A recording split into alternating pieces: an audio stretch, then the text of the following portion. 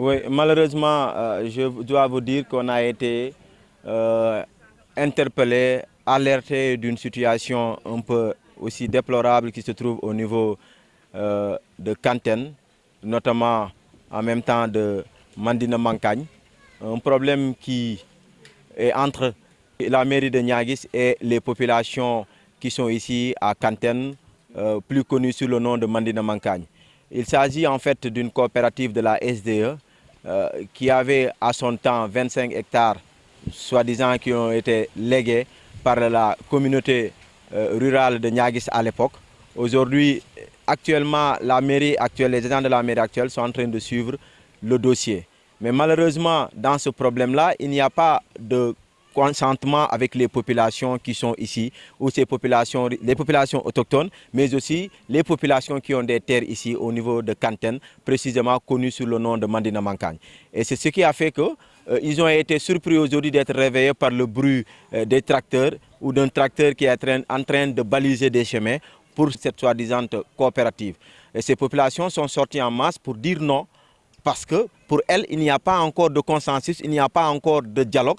Donc il faudrait dorénavant, pour qu'une chose soit faite, pour qu'un lotissement ou pour qu'une affectation de terre soit faite à la coopérative de Sen'Eau, il faudrait notamment parler, dialoguer avec ces populations. Donc nous nous sommes dit que nous suivons ce problème-là de plus près et de très près depuis très loin. Et aujourd'hui qu'on a été alertés, nous avons laissé nos occupations pour venir prêter main forte à ces populations-là, mais aussi demander à la mairie de Niaguis, au préfet de Ziguinchor, au sous-préfet de Niaguis, au chef de village de Mandina Mankagne, tous et toutes les autorités compétentes, et à savoir même le cadastre, d'appeler ces populations-là pour qu'ils puissent dialoguer, avoir une entente.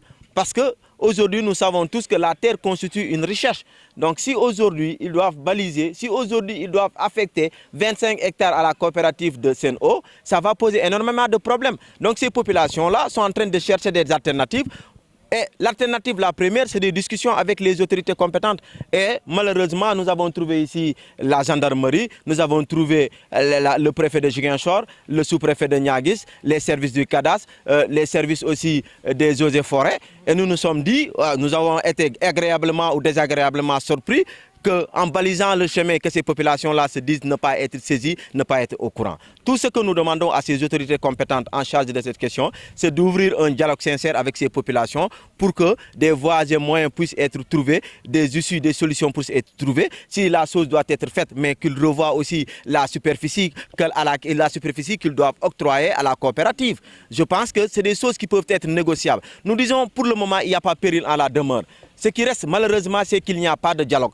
Et quand il n'y a pas de dialogue, il n'y aura pas la bonne information. Et un homme mal informé ne peut s'empêcher de mal agir. Nous demandons à ces autorités compétentes, et d'ailleurs nous allons saisir aujourd'hui ou demain le gouverneur de la région de Ziguinchor pour qu'il puisse appeler ces gens-là à la raison, mais qu'il puisse les appeler à des discussions, à des négociations sérieuses.